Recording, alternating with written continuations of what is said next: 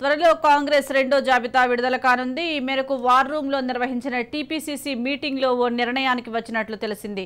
తెలంగాణ ఎన్నికల నేపథ్యంలో కాంగ్రెస్ పార్టీ దూకుడు పెంచింది. ఇప్పటికే బస్సు యాత్రలో హస్తం నేతలు బిజీగా ఉన్నారు. మరోవైపు కాంగ్రెస్ అభ్యర్థుల రెండో జాబితాపై ఉత్కంఠ నెలకొంది. దసరా తర్వాతే రెండో జాబితా వచ్చే అవకాశం ఉన్నట్లుగా తెలుస్తోంది. రాష్ట్రంలో అసెంబ్లీ ఎన్నికల కోసం కాంగ్రెస్ ఇప్పటికే 55 మందితో తొలి జాబితాను విడుదల చేసిన విషయం తెలిసిందే. మరో 64 స్థానాలకు అభ్యర్థులను ప్రకటించాల్సి ఉంది. దసరా తర్వాతనే తెలంగాణ కాంగ్రెస్ రెండో జాబితాను విడుదల కానున్నట్లు తెలుస్తోంది. ఈ నెల 25 లేదా 26 తేదీల్లో కాంగ్రెస్ కేంద్ర ఎన్నికల కమిటీ సమావేశం కానుంది. ఇక ఇప్పటికే Telangana Congress screening committee majority కసరత్తు పూర్తి చేసింది. అవసరాన్ని బట్టి అభ్యర్థులతో కాంగ్రెస్ నాయకత్వం మాట్లాడనున్నట్లు సమాచారం. 80 స్థానాల్లో కాంగ్రెస్ విజయం ఖాయమని రేవంత్ రెడ్డి అన్నారు. కేసీఆర్ ప్రభుత్వం అవినీతిలో కూరుకుపోయిందని, బీఆర్ఎస్ కాలం చెల్లిందన్నారు. తెలంగాణ సమాజం ప్రత్యామ్నాయ ప్రభుత్వంగా కాంగ్రెస్ను కోరుకుంటుందని రేవంత్ రెడ్డి అన్నారు.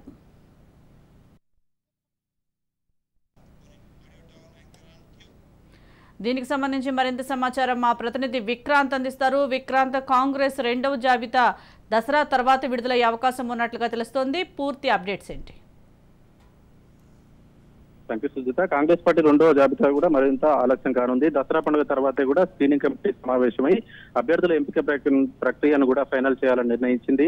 అసెంబ్లీ ఎన్నికలకు సంబంధించిన కార్యాచరణపై కూడా Telangana screening committee chairman, AICC general secretary Muralidharan Congress party కీలక నేతలతో కలిసి కేసీ వేణుగోపాల్ నివాసంలో కూడా నిన్న అత్యవసరంగా భేటీ అయ్యారు. ఢిల్లీలో సెంట్రల్ ఎలక్షన్ కమిటీ సమావేశం ఉన్న నేపథ్యంలో కూడా ఈ భేటీ జరగడం ప్రాధాన్యత సంతరించుకుంది. ఈ సమావేశంలో పిసిసి చీఫ్ రేవంత్ రెడ్డితో పాటు కాంగ్రెస్ రాష్ట్ర వ్యవహారాల ఇన్ఛార్జి ఠాక్రే, అదేవిధంగా ఎంపీలు ఉత్తమ్ కుమార్ రెడ్డి, సీఎల్పీ నేత భట్టి విక్రమార్క కూడా హాజరయ్యారు.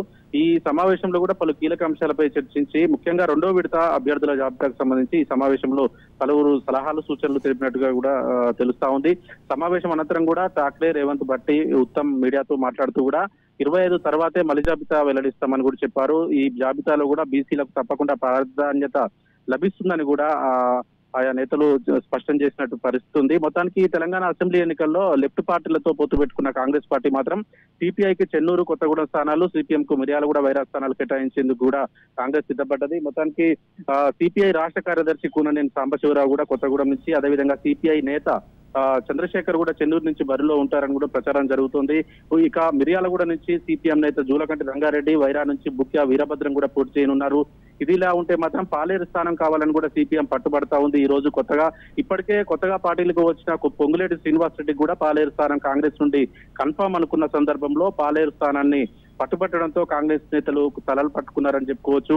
ఇప్పటికే మిర్యాలగూడ లాంటి కాంగ్రెస్ గెలిచే స్థానాలు కూడా వదులుకోవడానికి రెడీగా ఉన్న కాంగ్రెస్ నేతలు మాత్రం గెలిచే పాలేరు స్థానాన్ని కూడా ఇటు సిపిఎం కి ఇవ్వడానికి మాత్రం సిద్ధంగా లేదని చెప్పుకోవాలి. ఇటు మిర్యాలగూడకు సంబంధించి కూడా తీవ్రమైన పోటీ ఉంది. కాంగ్రెస్ సీనియర్ నేత జానారెడ్డి కుమారుడు రఘువీర్ రెడ్డి కావచ్చు, స్థానిక నేత బత్తుల లక్ష్మారెడ్డి కావచ్చు, వీళ్ళిద్దరి మధ్య తీవ్రంగా పోటీ ఉంది.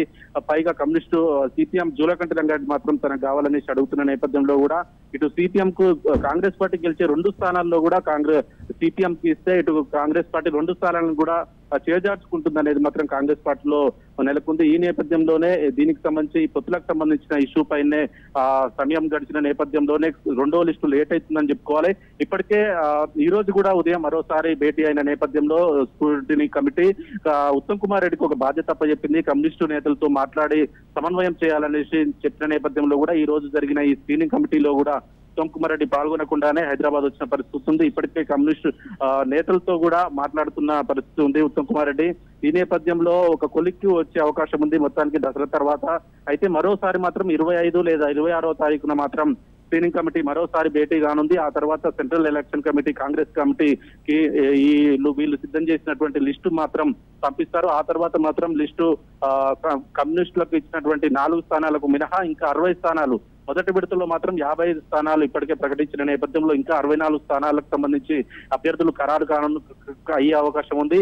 ఈ 64 స్థానాల్లో కూడా 4 స్థానాలు కమ్యూనిస్టులకు ఇచ్చినట్లయితే 60 స్థానాలకు సంబంధించిన లిస్టు కూడా ఒకేసారి వచ్చే అవకాశం మాత్రం కనిపిస్తుంది సుజాత. ఫస్ట్ లిస్టులో 55 మందిని అనౌన్స్ చేయగా సెకండ్ లిస్టులోనే మొత్తం 64 మంది పేర్లు అనౌన్స్ చేసే అవకాశం ఉందంటారా, లేకుంటే మూడో జాబితా విడుదల చేసే అవకాశం ఉందంటారా? లేదు సుజాత, ముందే అనుకున్నప్పటికీ హైకమాండ్ ఏఐసిసి మాత్రం రెండో దఫాలో మాత్రం ఒక రెండో లిస్టు విడుదల చేద్దాం, ఆ రెండో లిస్టు తర్వాత ఏమైనా సమస్యలు ఉన్న వాటి మీద మూడో లిస్టు సిద్ధం చేస్తా అన్నప్పటికీ తెలంగాణకు సంబంధించిన కాంగ్రెస్ నేతలు మాత్రం దానికి ఒప్పుకోలేదు. ఖచ్చితంగా సెకండ్ లిస్ట్ లోనే అన్ని సిద్ధం కావాలి, ఖచ్చితంగా అభ్యర్థులంతా కూడా. మళ్ళీ ఇప్పటికే ఫస్ట్ లిస్టు ఏర్పడిన నేపథ్యంలో కూడా 55 మంది ఏర్పడిన 55 మందితో కూడా లిస్టు ఏర్పడ్డ తర్వాత బీసీలు మాత్రం తగిన ప్రాధాన్యత లేదు. 55 మందిలో కేవలం 12 మందికి స్థానాలు ఖరారయ్యాయి. సీనియర్లకు అదేవిధంగా కాంగ్రెస్ పార్టీని అంటుపెట్టుకున్న మాకు తీవ్రని అన్యాయం జరిగిందనేసి ఇటు మాజీ పిసిసి చీఫే ఏకంగా పొన్నాల లక్ష్మయ్య లాంటి వాళ్ళే కాంగ్రెస్ పార్టీ వీడిన పరిస్థితి ఉంది.